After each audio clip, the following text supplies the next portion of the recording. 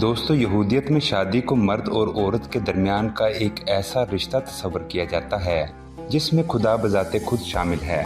अगर कोई यहूदी मर्द शादी ना करे तो तालमूद की निगाह में वो एक नामुकम्मल मर्द है।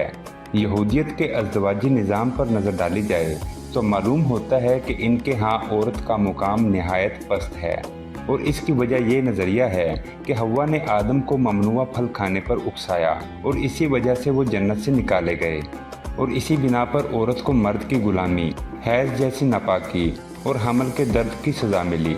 बाइबल में है, मैं तेरे दर्द हमल को बहुत बढ़ाऊंगा, तू दर्द के साथ बच्चे जनेगी और तेरी रगबत अपने शोहर की तरफ होगी और वो तुझ पर हुकूमत करेगा।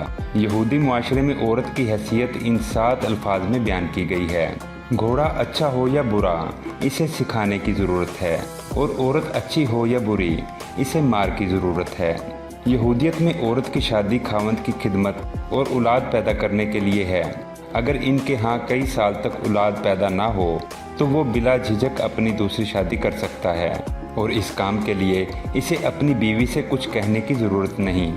बाइबल में है, अपनी बीवियां करो ताकि तुमसे बेटे और बेटियां पैदा हों, और अपने बेटों के लिए बीवियां लो, और अपनी बेटियां शोहरों को दो ताकि इनसे बेटे और बेटियां पैदा हों, और तुम वहां फलो फूलो और कम ना हो। निकाह के कानून की तरह तलाक का कानून भी यहूदियत में औरत की मजलूमियत की दास्तान बताता है। यहूदी मर्द जब चाहे बीवी को छोटी सी गलती पर तलाक दे सकता है। अगर यहूदी मर्द को अपनी बीवी से ज़्यादा खूबसूरत औरत मिल जाए और वो उस औरत के साथ ज़िंदगी गुजारना चाहता हो तो वो अपनी पहली बीवी को तलाक दे सकता है, क्योंकि इनको ये हक मजहब ने दिया है। यहूदी मुआशरे में मर्द जितनी चाहे बीवियां रख सकता है। सैयद अमीर अली लिखते हैं, नबी मूसा के वक़्त से पहले बनी इसराइल के यहाँ लातादाद अज़वाज का दस्तूर था। नबी मूसा ने इसे कायम रखने दिया, यहाँ तक कि उन्होंने इसकी कोई हद मुकर्रर ना की कि एक यहूदी मर्द बैक वक्त कितनी औरतों को अपने निकाह में रख सकता है। मंगनी का तस्वर। यहूदियों में मंगनी 3 किस्म या 3 तरीक़ों से होती है। एक तरीका ये होता है कि लड़का मंगनी के तौर पर लड़की को कुछ रकम दे, जो इस बात की अलामत होती है कि इन दोनों की मंगनी हो चुकी।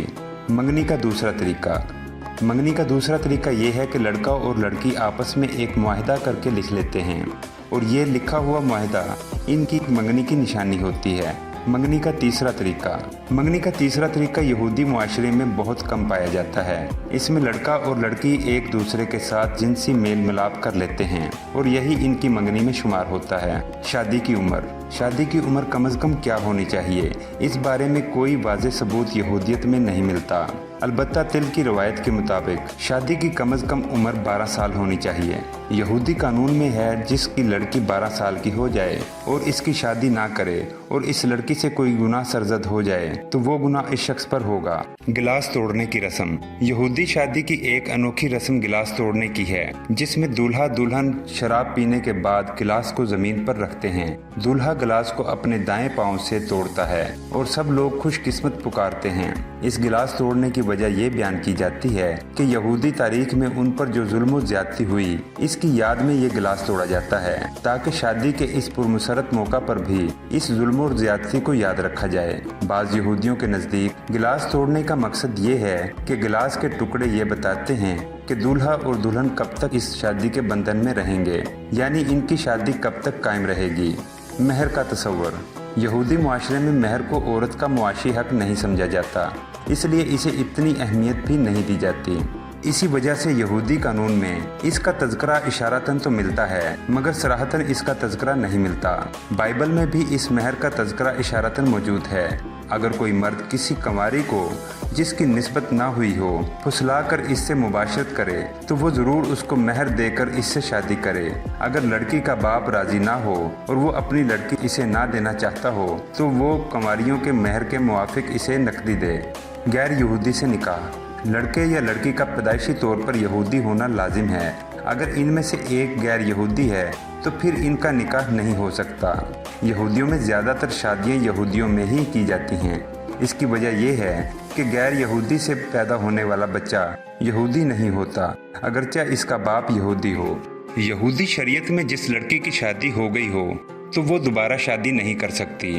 अगर किसी यहूदी औरत को इसके शोहर ने तलाक दे दी तो वो दोबारा शादी नहीं कर सकती और ना ही किसी मर्द को इस औरत से शादी करने की इजाज़त है। बाइबल में है कि वो किसी फाहिशा और नापाक औरत से शादी ना करे और ना इस औरत से शादी करे जिसे इसके शोहर ने तलाक दे दी हो।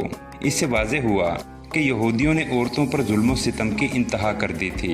ये अल्फाज यहूदी मज़हब में किसी शख्स के लिए इस्तेमाल होते हैं अगर कोई भाई मिलकर साथ रहते हों और इनमें से एक मर्द बे औलाद मर जाए तो मरहूम की बीवी किसी अजनबी से शादी ना करे, बल्कि इसके शोहर का भाई इसके पास जाकर इसे अपनी बीवी बनाए और शोहर के भाई का जो हक है वो इसके साथ अदा करे और इस औरत को जो पहला बच्चा हो वो इस आदमी के मरहूम भाई का कहलाए ताकि इसका नाम इसराइल मिट ना जाए।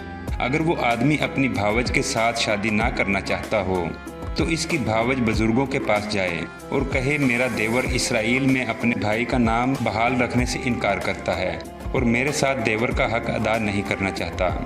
तब इसके शहर के बुजुर्ग इस आदमी को बुलाकर समझाएं और अगर वो अपनी बात पर कायम रहे कि मुझे इससे शादी करना मंजूर नहीं है तो इसकी भावज इसके पास जाकर उसके पाँव से जूती उतारे और उसके मुंह पर थूक दे और ये कहे कि जो आदमी अपने भाई का घर आबाद ना करे इसके साथ ऐसा ही किया जाएगा। तब इसराइलियों में इसका नाम पड़ जाएगा कि ये इस शख्स का घर है जिसकी जूती उतारी गई थी।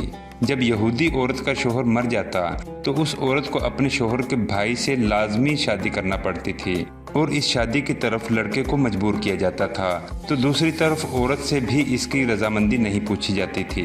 रोज़ा रखना। यहूदी शरीयत में शादी के दिन रोज़ा रखना बहुत अच्छा ख्याल किया जाता है। रोज़े की हालत में दूल्हा और दुल्हन दोनों शादी की तकरीब के इख्तिताम तक रोज़े की हालत में रहते हैं, यानी कुछ नहीं खाते पीते। इसका ये मकसद बताया जाता है कि शादी खुशी के साथ साथ एक संजीदा और वज़नी काम भी है।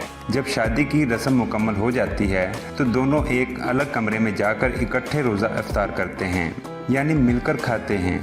10 अफराद की मौजूदगी। दोस्तों, हमारे यहाँ तो शादी के लिए 4 गवाहों की ज़रूरत होती है, मगर यहूदी मज़हब में कम से कम शादी में 10 लोगों का होना ज़रूरी होता है जिनकी मौजूदगी में निकाह की ये रस्म मुकम्मल की जा सके। ये 10 लोग इस शादी के गवाह होंगे कि अगर कोई अदालती मसला पेश आ जाए तो इन गवाहों से शहादत ली जाए। इनमें एक रबी भी होना चाहिए जो तौरात की कुछ आयात और दुआओं की तिलावत करे और इस नए जोड़े को खुदा की रहमत की दुआ दे सके।